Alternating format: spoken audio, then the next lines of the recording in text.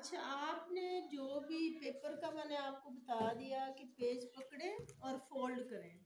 एक तो ये कर लें, यहाँ से टाइम सेव कर लें।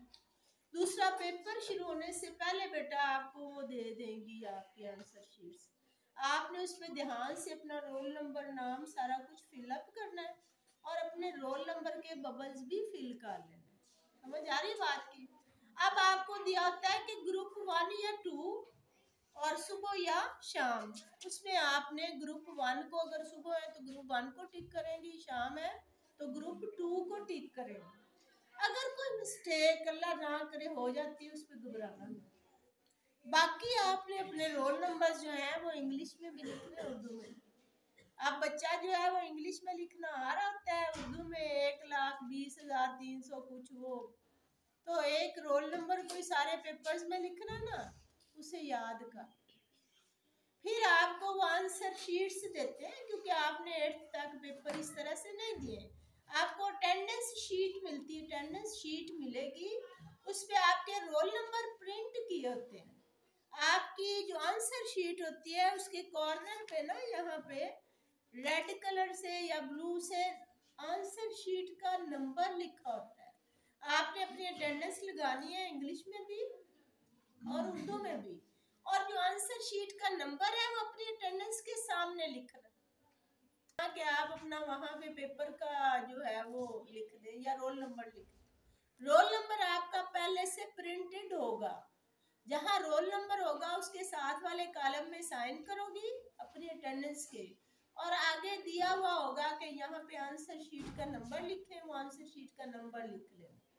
इस काम से फारिग होने के बाद आपने क्या काम करना है कि आपने अपने क्वेश्चन पेपर को, जब वो दे दे क्वेश्चन पेपर, आपको पहले तो एमसीक्यूज वाला मिलेगा।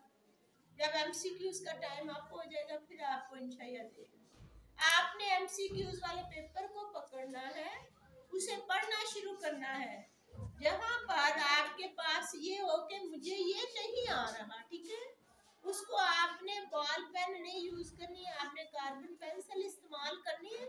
उसको सारे का सारा सर्कल करें ताकि दोबारा करते हुए आपको पता चले कि मेरा ये, आपको ढूंढना ना पड़े। और जो आ रहे हैं उसको अच्छी तरह से पेंसिल से टिक करें और बाद में उन्हें अपनी आंसर शीट पे जो है वो बबल फिल करते हुए भी ध्यान रखें।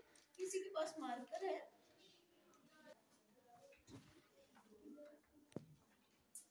बेटा इस तरह के बबल्स होते हैं, ठीक है, 4-4। अब आपने फिल करना, जब आपने ये देखा ना, ये ए के आगे ऑप्शन है, फिर बी के आगे, फिर सी के आगे, फिर डी के आगे, आपने ये देखना है कि इंग्लिश में करते हुए अगर इधर वाला सही था तो वो डी है, और उर्दू में अगर आपके पास अलिफ बे लिखा हुआ है तो फिर आप ये वाला लोगे तो उधर वाले ऑप्शन गिना जाएगा। एक और चीज जिसमें बच्चा समटाइम्स वो सोचता है कि मैं कौन सा फिल करूं, उससे देर लग जाती है। आपने क्या करना है कि जो भी बबल फिल करना है ना, उसके अंदर आपने मोटा मार्कर जो टक वाला है ना, उससे आप ये निशान वाज़ा लगा, पहले सिर्फ निशान लगाए, एक लाइन में एक ही होगा। जब आपसे क्वेश्चन पेपर ले भी ले ऑब्जेक्टिव का, आपको पता होगा कि मेरा ये वाला बबल था, आप उसके बाद इसे फिल करें और उसे फिल करते हुए भी कोशिश करें पेन या बॉल पेन ना यूज करें, आप अपना मार्कर जो है या टक वाला इस्तेमाल कर लें, या दूसरा एक रफ मार्कर साथ रखें जिसे आप यूं दबाएं ना तो वो आपका आगे से उसका पिन जो है वो थोड़ा सा ब्रॉड हो जाए, फिर आपके बबल फिल करने पे टाइम नहीं लगे, वो आपका पेपर का टाइम बच जाएगा। अगली बात आपके टीचर्स ने आपको वाज़ह सी बताई होगी कि जो भी आप पेपर कर रहे हो उसको छोड़ने दो। उसमें आपको क्वेश्चन नंबर 1 है सपोज, उसमें से आपको दिए हुए 9 पार्ट और आपने क्या करना है, 6 करने हैं। अब आपको इस तरह से दिया हुआ होगा कि 1 2 3 4 5 6 7 8, फर्ज करें यहाँ पे आपके पास है सवाल नंबर 2, उसकी स्टेटमेंट भी होगी।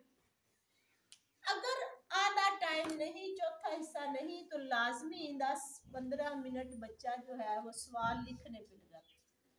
आप सवाल नंबर वही लिखें जो पेपर पे हो, चाहे आप 5वां पहले करें तो आप अपने पेपर पे यूं नहीं लिखेंगे सवाल नंबर 1, आप लिखेंगे सवाल नंबर 5 और साथ में लिख दें का जवाब, सवाल नंबर 5 का जवाब, और बस नीचे उसको हल कर। अब अगर उसमें से आप सपोज आपका क्वेश्चन नंबर 1 एमसीक्यूज का होता है, क्वेश्चन नंबर 2, 3 और 4 ये शॉर्ट के होते हैं। अब जब आपने शॉर्ट करना है तो सवाल नंबर 2 के मुख्तसर जवाब, उसके बाद फर्ज करें कि आपको तीसरा सवाल अच्छा आता है, आपने 3 नंबर देना है और यहाँ पे उसको लिखना है, ठीक है, जवाब नंबर 3 लिख लें, जीम के साथ 3 लिख दें, वो कर लें। फिर आपने फर्ज करें 5वां किया तो यहाँ पे आप 5 लिखेंगे और उसका आंसर लिखेंगे, जो सवाल करेंगी आंसर उसी का लिखेंगे, ये नहीं करना 1 2 करें। उसके बाद आप उंगली से गिन लें कि मैंने 6 कर। कोई भी पेपर हो, चाहे वो इंग्लिश का है, वो उर्दू का है, वो साइंस का, मैथ का, आपने सबसे पहले जितनी रिक्वायरमेंट है उसे करना है। आपने तीनों पोर्शन में से 6 शॉर्ट कर लेने हैं, लेकिन हर सवाल के शॉर्ट क्वेश्चन करने के बाद आपने तकरीबन आधा या 1 पेज इस वजह से छोड़ना है कि आप बाद में इस पे 1 2 जायद कर लें, आधा आधा पेज छोड़े, इससे ज्यादा ना छोड़े, एग्जामिनर ये ना समझे इसने आगे लिखा ही नहीं। समझ आ रही है? उससे अगले को आगे शुरू कर दें। अब हर एक के शॉर्ट पूरे करने के बाद आप अपने लॉन्ग सेलेक्ट करें और लॉन्ग में वो सवाल करने को ज्यादा तरजीह दें जिसमें अलिफ पे पार्ट नहीं, अगर कोई पूरा ही 8 नंबर का एक दिया हुआ है ना किसी भी बुक में, उसमें क्या होगा जब आप लिखेंगे तो एग्जामिनर जो है अगर एक आधा काटता भी है तो एक दफा एक कटेगा,